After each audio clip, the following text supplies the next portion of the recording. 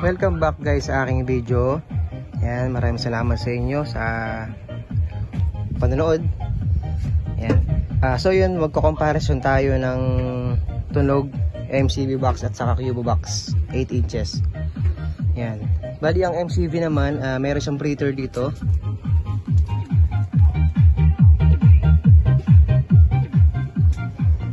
Hindi siya yung totally close na close talaga. Para mahingahan pa rin ang ating speaker kung sakali. Yan. Ito yung MCB box natin. Yan ang itsura niya. Bali guys, ano nga pala to, oversized na 8 inches. Yung Cubo box naman, yan, nanliit yung Cubo box. Nanliit siya. Yan. Pero ang nakaload sa kanila ay jackhammer na 890 parehas. Magbe-base test lang tayo. Yan. Abangan natin guys ang base test ng ating speaker. Bali ang gagamitin nating ampli sa kanila is yung Concert na 502H. Ito ang ating 502H. Ito po yung ating gagamiting amplifier. Concert na 502H. High power to the okay. Yan. Next time po mag-review tayo dito sa Concert na 502. Yan. Sound check na po natin guys ang dalawa na to. Dalawang maliliit na bulilit. Game guys, yan. Check na natin.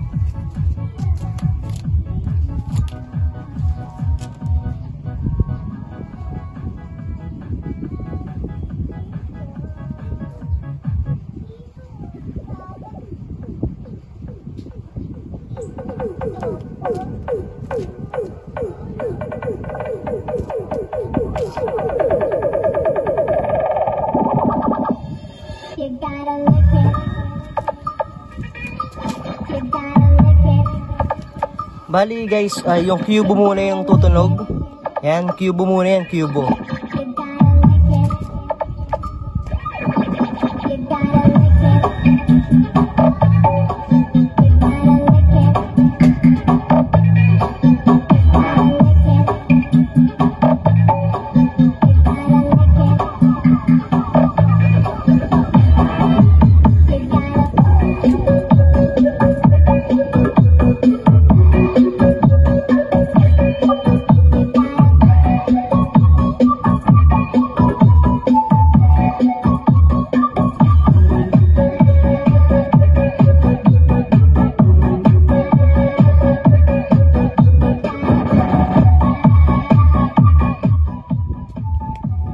Next natin yung MCB.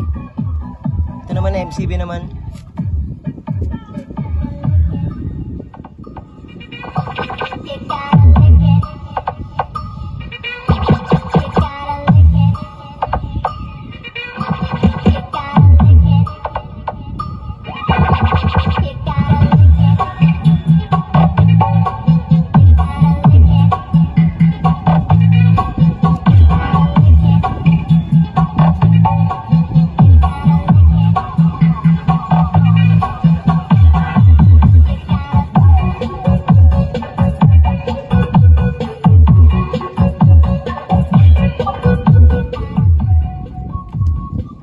Parang rinig nyo na kung ano yung mas malakas sa dalawa.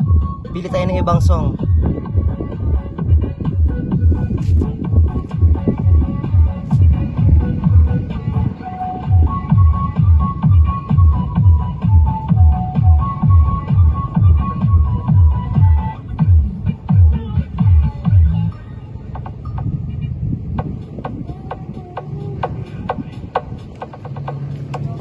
Ito guys, yung MCB muna yan ha.